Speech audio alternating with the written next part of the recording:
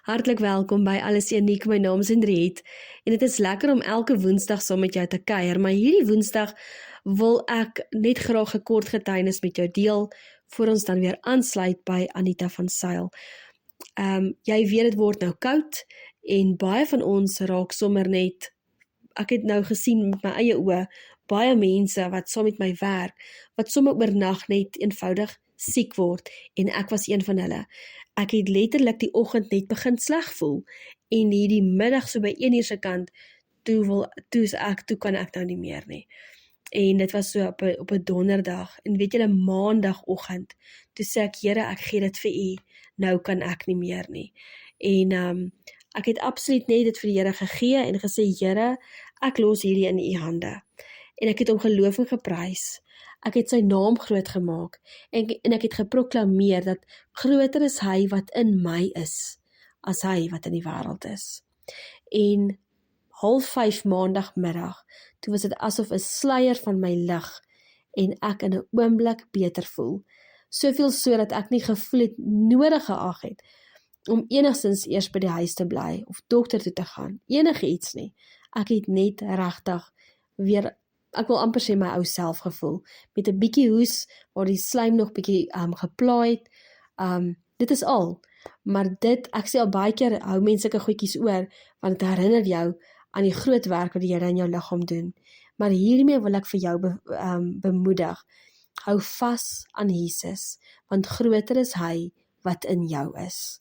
Sy naam is bo elke naam. Sy naam is bo elke siekte, sy naam is bo elke omstandighede.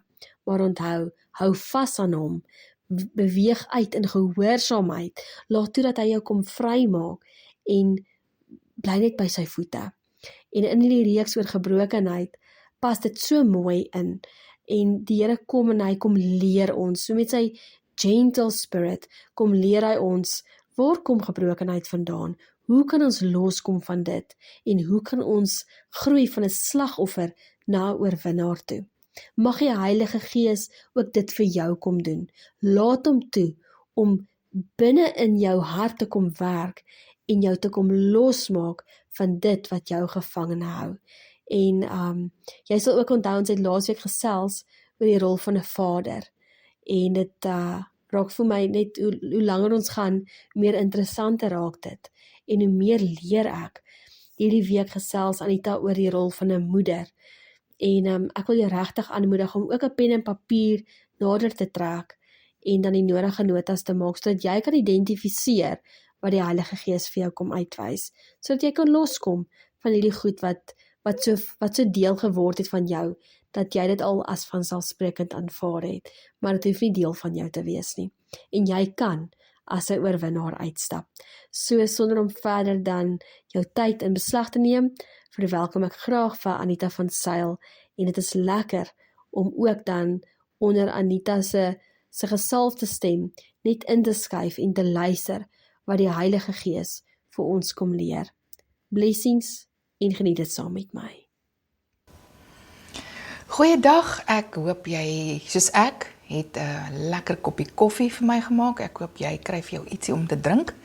Dit is natuurlik weer kuiertyd vir ons hier op Ouerkamers. En verlede week het ons klaar gemaak met 7B, die rol van 'n aardse vader. Nou, hierdie week is ons by die rol van 'n aardse moeder, en dit is vir my belangrik om net weer te noem, dat die rede hoekom ek die twee gesinne, die aardse gesin en die hemelse gesin insluit in hierdie reeks oor gebrokenheid, is omdat dit die eerste plek is, eerste area van verwonding by ons almal is ons gesin. En dan, dis nou die eerste plek van verwonding, maar en dan wil ek vir jou, die plek van genesing is die hemelse gesin. So met ander woorde, elke rol wat die aardse vader het, die enigste een wat perfek is in daai rol, is ons hemelse Vader. So waar jou aardse ouers tekort gekom het, niemand is perfek nie. Selfs nie eers die beste ouers. Baie keer dink ons dis die slegste goed wat ouers aan kinders doen wat hulle gebroken maak. Maar dit kan ook net uit onkunde wees, die goeie goed wat jou ouers nie van geweet het, wat jy nodig het nie. Wat ontbreek het, en wat jy nie eers bewus is daarvan, dat dit 'n gebrek of 'n verwonding by jou gelaat het nie. So, mense is baie keer geneig om te kyk na die vanselfsprekend gebroke gesinne en sê, hierdie pa het net gedrink en hy het die ma geslaan en die kinders gemartel en al sulke goeders. Maar jy sien baie, ek sien baie verwonding by mense wat, ek wil amper sê, hierdie gesonde gesinne gehad het. En as hulle kyk na hierdie grafieke wat hulle pappa moes gedoen het, of wat hulle mamma moes gedoen het, dan is daar gebreke. Soos ek sê, daar is nie perfekte ouers nie. En hoe die vyand ons, ek wil amper sê, 'n ontkenning kan hou, is dat jy kyk na die oënskynlike gebroke gesinne, en jy sê, maar my gesin was nie so nie. So jy skakel onmiddellik die, ek wil sê, die onus van jou af, om binne toe te kyk, en te sê, maar is daar enige gebrokenheid, want ek het 'n gesonde gesin gehad. En ja, baie mense moes al, ek wil amper sê, partykeer vir my kom sê, hoorie, ek moes my trots in my sak steek, en sê, maar ek het nie in 'n stikkende gesin groot geword nie, maar ek het verwonding. En so dis baie belangrik dat ons moet besef, ons aardse gesin is die eerste plek van verwonding. En dan is ons nou natuurlik vandag by die rol van die aardse moeder. Ons aardse moeder, soos ek gesê het, elke rol van jou aardse ouers, wat nie perfek is nie, vir daai ouers se rol is daar 'n perfekte rol by jou hemelse gesin. Die vader, aardse vader se rol word perfek in God die Vader se rol. Die aardse moeder se rol word perfek gemaak deur die Heilige Gees se rol. So jy gaan sien, hoe gaan ek vir jou deurtrek, hoe die rolle van 'n mamma en die rolle van die Heilige Gees dieselfde is, die rolle van 'n pappa en die God die Vader. En die rolle dan nou van broers en susters, wat ons dan nou volgende week sal behandel, presies dieselfde is as Jesus se rol. So in die drie eenheid het jy die perfekte hemelse gesin, wat in staat is om jou volkome te genees. Jou perfek lief te hê, soos wat jy dit nodig het, sodat jy die beste jy, die beste vorm van jouself kan wees, reeds hier op aarde. Want jy gaan dit nie nodig hê in die hemel nie. In die hemel is alles perfek geskape. In die hemel is alles perfek. So kom ons kyk gou 'n bietjie na die rol van 'n aardse moeder. Nou ons aardse moeder en die Heilige Gees, soos ek gesê het presies dieselfde rolle, naamlik die van leermeester, trooster en versorger. Nou julle sal onthou hoe, ek dink dit was Paulus wat gesê, die Heilige Gees is ons leermeester, wat ons sal leer en lei in die waarheid. 'n Trooster is, in Engels is 'n comforter. Nou daar's 'n skrif wat sê, wat God sê, Jerusalem, Jerusalem, hoe dikwels wou ek jou nie bymekaar maak, soos 'n hen haar kuikens. Nou, in God drie eenheid, omdat God het nie geslag nie, God is gees, maar in die drie eenheid se perfektheid, is daar 'n vaderhart en 'n moederhart. 'n moederkant en 'n vaderkant. Nou, God, soos ek sê, moet nou nie gaan sê, die vrou het gesê, God is vroulik nie. God het nie geslag nie, want God is gees. Maar die perfekte drie eenheid het 'n vaderkant en 'n moederkant, 'n vaderhart en 'n moederhart. En in hierdie moederhart van God is daar 'n trooster en versorger. Nou, ons sal ook noodgedwonge die Heilige Gees met ons aardse moeder vergelyk. En omdat daar geen perfekte aardemoeders is nie, sal die leen van die gebrokenheid aan ons moeder se kant ons partykeer oortuig en weghou van 'n verhouding met ons trooster, leermeester en versorger, natuurlik met oneindige nagevolge.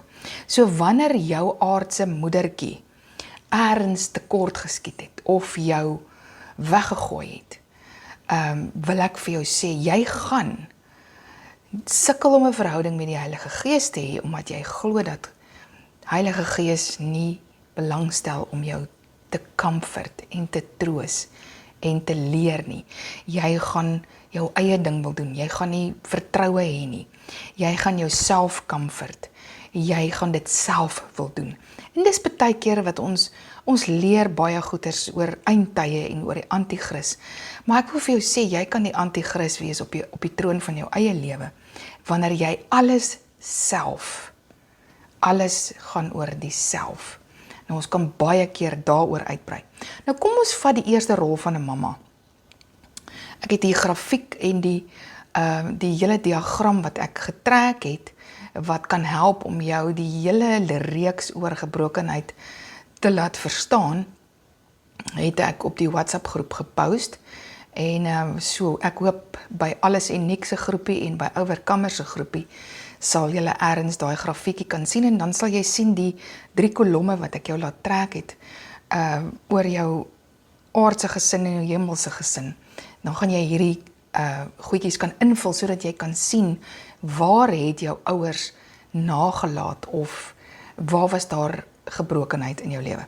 Nou, die eerste rol van 'n mamma is vertroos, en wanneer konsepsie plaasgevind het, en die fetus begin ontwikkel in die baarmoeder van die mamma, is sy die eerste aardse persoon met wie die baba te doen kry, en die fetus se eerste boodskappe word beleef in die baarmoeder. Daar beleef 'n baba of hy of sy welkom is, beleef verwerping in een of ander vorm. Miskien is die swangerskap iets waarop die mamma jare wag. Dan sal die baba beleef hoe hy of sy welkom is, en daar in afwagting en opgewondenheid op hulle koms gewag word. Nou, al verstaan die babatjie se brein nie, kan die geesmens van die babatjie elke emosie wat die moeder ervaar, beleef en verstaan. Miskien is die swangerskap ontydig of onwelkom, dan sal die baba dit so beleef en so verstaan, en reeds vroeg onwelkom en verwerp voel. Wat baie seer is, né? Nou, vir 9 maande moet die mamma hierdie babatjie laat welkom voel, en na geboorte moet die babatjie verhoor gehou vir nog 2 jaar op die mamma, nie aan die mamma nie, op die mamma se bors versorg kan word. Dit kan in die vorm wees van 'n lekker, dat ek nou eers gou sien, sy moet die babatjie kan versorg vir 2 jaar op haar bors, en dit is so crucial belangrik. Nou, baie keer, dis hier waar babas leer vertrou en bond met die mensdom. So vir 2 jaar moet mamma daai babatjie koetjie-koe hier op haar bors.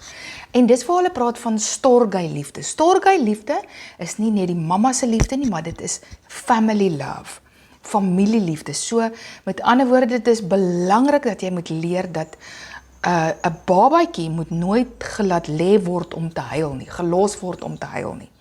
Want al wat daai baba kan doen wanneer hulle dors, honger, seer, koud, siek voel, is om te huil.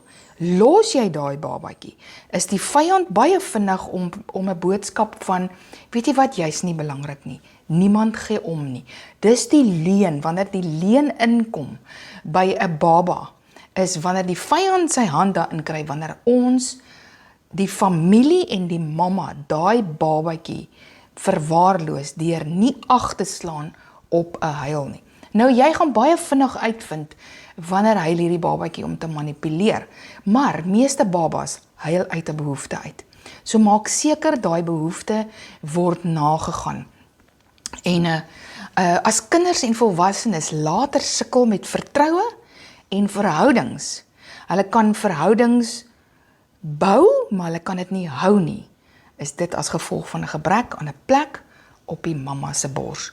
Nou, wanneer die mamma om een of ander rede die kindjie nie kan vertroos en 'n plek op haar bors gee nie, voel die kindjie verwerp en ontbloot, en sal dan ook glo dat die Heilige Gees ook nie daar is om hom of haar te vertroos nie.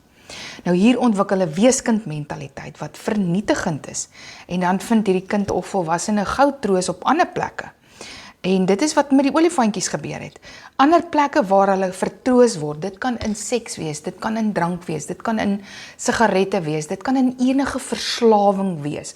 Onthou, jou heel eerste, 'n baba se heel eerste kontak met sy lippies is sy mamma se bors. Nou lippe is bedoel vir liefde. Nou wanneer daar nie genoeg vertroosting is nie, soek ons iets na ons lippe, of ons eet, of ons rook, of ons drink, of dit is perverse orale seks, of enige iets, drank, alles wat jy na jou lippe toe bring as vertroosting. Dit kan dui op 'n vrug van die wortel is eintlik, daar was nie genoeg tyd op jou mamma se bors nie. Miskien was die kinders kort op mekaar, miskien was die mamma depressief.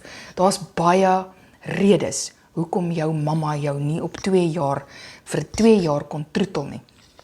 Nou die volgende area, die volgende rol van 'n mamma is om te versorg.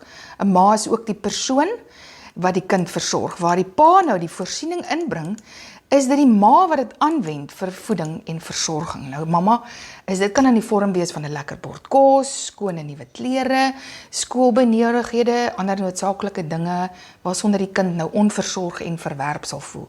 En wat ook sal meebring dat die kind moeilik sal glo dat die Heilige Gees belangstel in die fyn detail van hulle daagse lewe en versorging. So daar kom die self. As mamma nie gedoen het nie, dan moet ek maar self.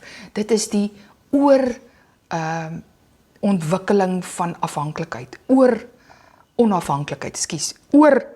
onafhanklik. Die derde rol van 'n mamma is opvoed. Ma's leer ons verskillende dinge en is veronderstel om ons in verskillende dinge op te voed, naamlik die omgaan met mense, goeie maniere, eetgewoontes, toiletgewoontes, leer ons van die lewe en leer ons van die Here.